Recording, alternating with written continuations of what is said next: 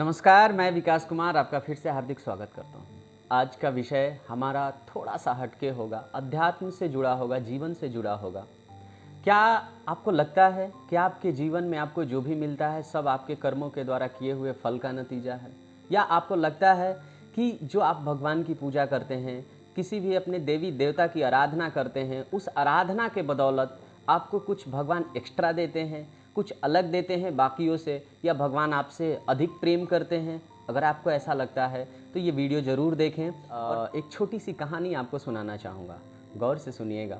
एक बार की बात है, एक नारद भगवान जो कि हमेशा नारायण नारायण विष्णु भगवान की गुणगान किया करते हैं, वो विष्णु भगवान के पास गए और उन्होंने कहा कि भगवान आप मुझे ये बताइए कि आपका इस पूरे ब्रह्मांड में, इस पूरे धरती पर या और जितने भी लोग हैं उन सभी लोगों में सबसे प्रिय भक्त कौन है? आप सबसे ज़्यादा किसे मानते हैं? तो विष्णु भगवान ने कहा कि एक है किसान जो कि धरती पर है और वही मेरा सबसे बड़ा भक्त है, मैं उसे अपना बहुत प्रिय मानता हूँ। नारद जी ये सोचकर हैरान हो गए कि जो व्यक्ति दिन रात नारायण नारायण उनकी आराधना कर रहा है, उनका नाम जप रहा है, कोई और काम ही नहीं कर रहा है, वो व्यक्ति उनका प्रिय नहीं है, जबकि एक धरती पर रहने वाला किसान उनका प्रिय है। ये कैसे हो सकता है? नारद भगवान ने फैसला किया और वो धरती पे चले आए उस व्यक्ति की दिनचर्या देखने और उसका कार्य देखने। वो एक किसान था, सुबह उठता था, अपने बैलों वगैरह को खाना वगैरह खिलाता था, थोड़े टाइम के बाद उन्हें लेकर खेतों पर जाता था, काम करके आता था, आने के बाद खुद नाश्ता पानी करता, आराम करता और फिर दोपहर में वो खेतों पर चला जाता था। शाम को जब वापस आता, बैलों वगैरह को लेकर बांध देता, उन्हें खाना पीना खिलाता और थोड़े टाइम बाद गांव में घूमकर लोगों से मिलता जुलता, उनसे प्रेम की बातें करता, अपनी दिनचर्या शेयर करता और फिर घर आकर एक खाना वगैरह खाने के बाद अपने परिवार वालों के साथ मिलकर बातें करता और फिर सो जाता और सोते वक्त शायद कभी कभी भगवान का भी नाम ले लिया करता था। नारद भगवान उसकी दिनचर्या देखकर एकदम हतप्रभ हो गए, हैरान हो गए कि बताओ, पूरे दिन में सिर्फ 1 या 2 बार भगवान का नाम लेता है और वो बोल रहे हैं कि यही मेरा सबसे प्रिय भक्त है, ये कैसे हो सकता है? फिर वापस जाते हैं वो विष्णु भगवान के पास, जाकर उनसे कहते हैं कि वहाँ तो मैंने देखा ऐसी ऐसी बात है, वो बस आपका 1 या 2 बार ही नाम लेता है और आप बोल रहे हैं कि वो आपका सबसे बड़ा भक्त है, ऐसा कैसे? विष्णु भगवान हंसे और उन्होंने बोला कि नारद जी, मुनि ऋषि, आपको ये बात ऐसे समझ नहीं आएगी। एक काम करिए, मुझे थोड़ा सा काम है, आप मेरा काम कर दीजिए, मैं फिर आपके उस काम के बाद आपको ये इसका उत्तर दूंगा।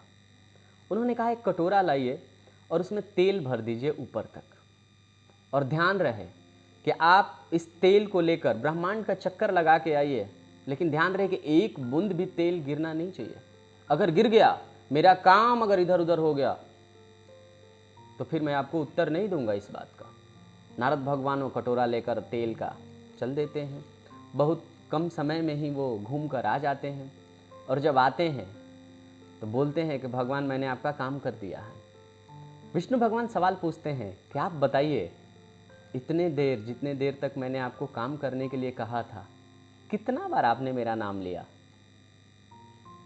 नारद भगवान इस बात को सुनकर पूरी तरह से अचंभित हो गए थे और उन्हें ये बात समझ में आ गई थी। उन्होंने एक बार भी नाम नहीं लिया था। वो हाथ जोड़कर भगवान से बोले, आप धन्य हैं जो आपने मुझे ऐसी शिक्षा दी।